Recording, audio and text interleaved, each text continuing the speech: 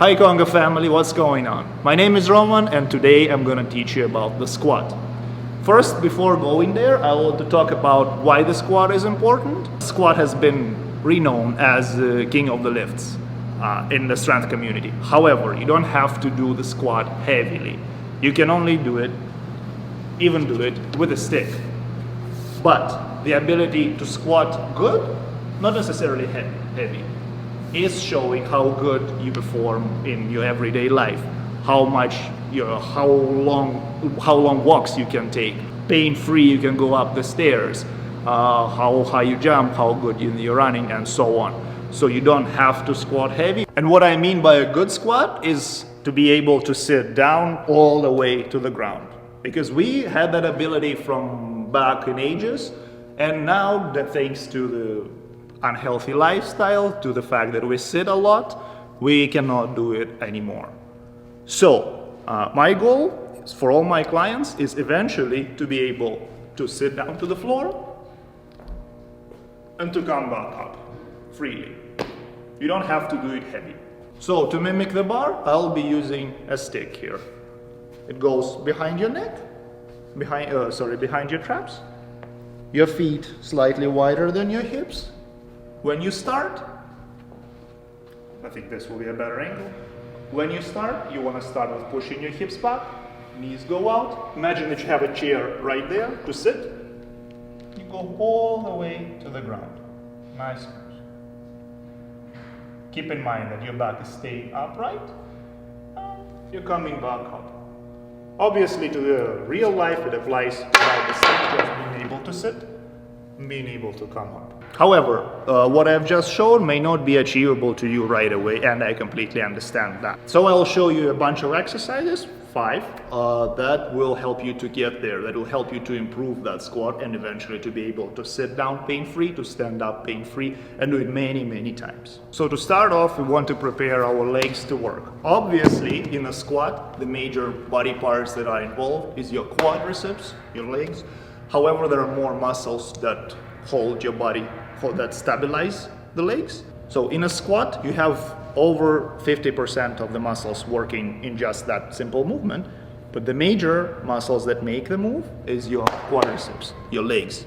Read this here. Therefore, we're gonna start with warming them up, with releasing them a little bit. For that, I'm gonna use the foam roller. We're gonna go on a foam roller, laying straight down, arms on the ground, and roll all the way from the crease of your hip down to your knee. Make sure you put your weight on the foam roller, and it might be sensitive at the beginning. However, with repetitions it will get less and less and less, and you'll feel how much easier the movement gets. If you find a knot, oh no, cut. This is the. I want you to raise your voice just a little bit. Yeah. If you find a spot that is particularly sensitive, then stay on it for a little bit longer. Go on it. So for example, for me, that's gonna be right here, right at the end. And I wanna stay a bit longer on it, feeling that, enjoying the pain a little bit, and then moving more down. Do it for 5 to 10 times, up and down. If you don't feel any effect from doing this, then you can go one side at a time and do the same thing. Here you can put all your weight on your thigh, so that's going to be much, much more intensive. Again, 5 to 10 times per side. That's how you activate your quads. For the most of us, when we come to a squat, and now I'm talking about the healthy person with no hip replacements, knee injuries, and so on. So for most of us, our squat's gonna look something like that when we fold forward. That means that your hip flexors, the muscles right here that does this with your hip, is tight. So our next step will be to stretch it out. And for that, I'll need you to find any elevation. If you're doing it at home, you can use your stairs. In this environment, I'm going to use the box. And I go on top of the box with my foot like so. I put the other leg behind with the ankle straight, knee straight, and I want to lean forward and a little bit down, keeping the hip squeezed. Sorry, keeping the butt squeezed. Lean in. I'm right away feeling the stretch coming right here and a bit in the calf. Right through here. Hold it for up to 1 minute. It's gonna burn, it's gonna feel really hard, especially when your hip flexor is tight, but it's okay, that's what you need to feel. Hold each side for up to 1 minute.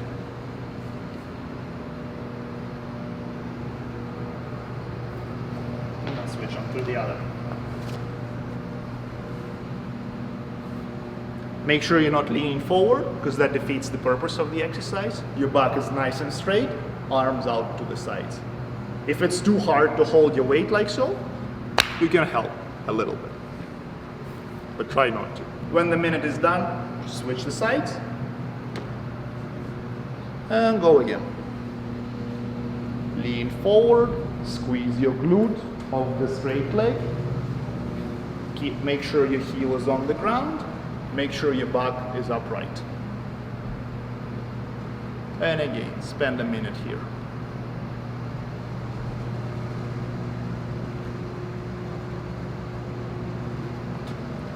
After doing that, you might feel your hips getting loose. They can move better, they are lighter, you have more space here. That's the sensation that I want you to get. So as the next step, we're gonna activate our glutes, particularly gluteus medius, located right up, and our inner thighs. For that, I will need you to go in 90-90 position, as so. So you have 90 degrees here, and you have 90 degrees in the rear knee. Try to keep your body as upright as possible, but that's not the primary focus. As you can see, I have 90 degrees in my knee and 90 degrees in my rear knee. You want to lean a little bit forward to create nice stretch in your glutes. And from here, I will want you to push your shin bone down into the ground. So you want to push through your knee and through your ankle. There. Gradually, you want to start slow and continuously increase the force until you push it as hard as you can. Hold for 10 seconds as so. Make sure it's pushing nice and hard. And as you reach 100%, I want you to switch and try to lift that knee off the ground. Lift this part of the leg, as so. And hold it for next 30 seconds. This might feel very challenging at the beginning. However, with repetitions, you'll get much better at it. When you try it for the first time, the leg might not even go off the floor, which was the case with me. But it's okay, no worries. All you need to do is just to apply that force. That's so. And hold it for 30 seconds.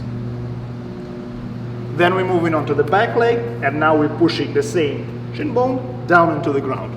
As much as possible, you're pushing it down. You want to feel how everything in the inside of your thigh tenses up. 10 seconds maximum effort in the ground. And then what I'll need you to do is to lift it off the floor, or to try to do it up. And I already feel how challenging it gets.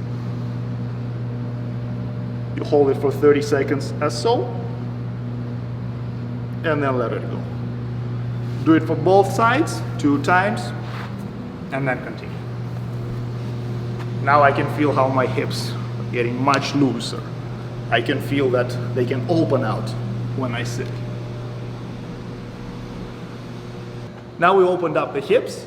Now our goal is to activate your lower back and mid back, your glutes, and your hamstrings.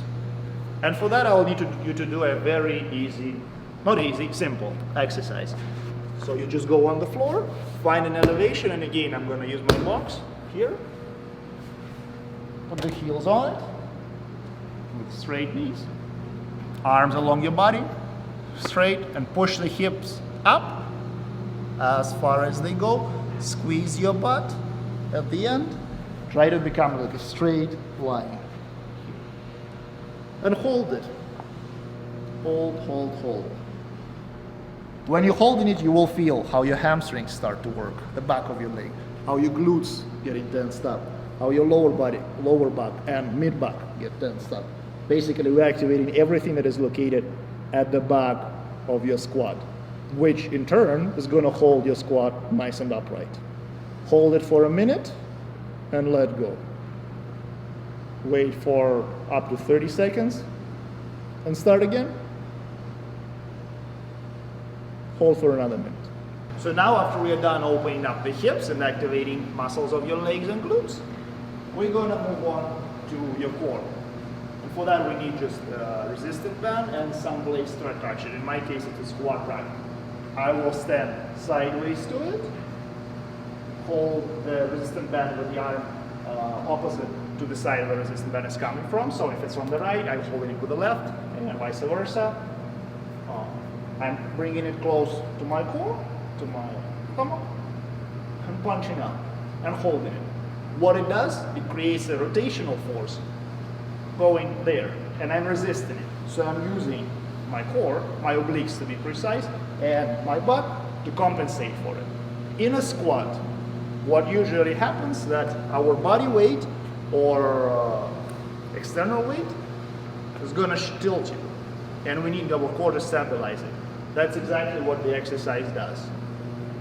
Again, coming to it, punching out, holding it for 30 seconds at a time. You want to start at 30 seconds. And then when 30 seconds is over, go in. Switch the sides and punch out. The advantage of having a resistant band as opposite to the cable is that you can manipulate the load.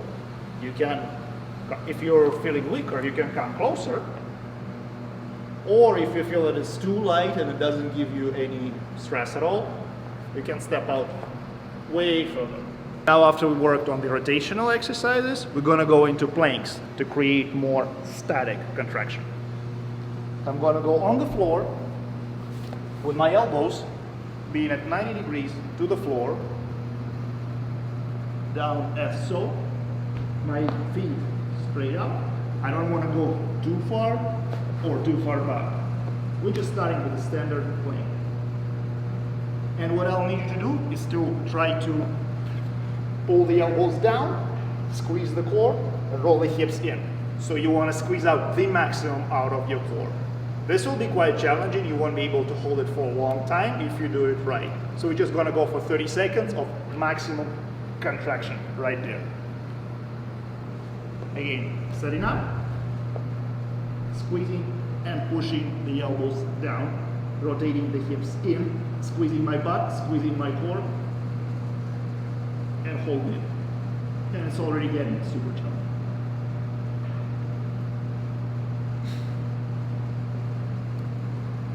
Go for 30 seconds, 2 times.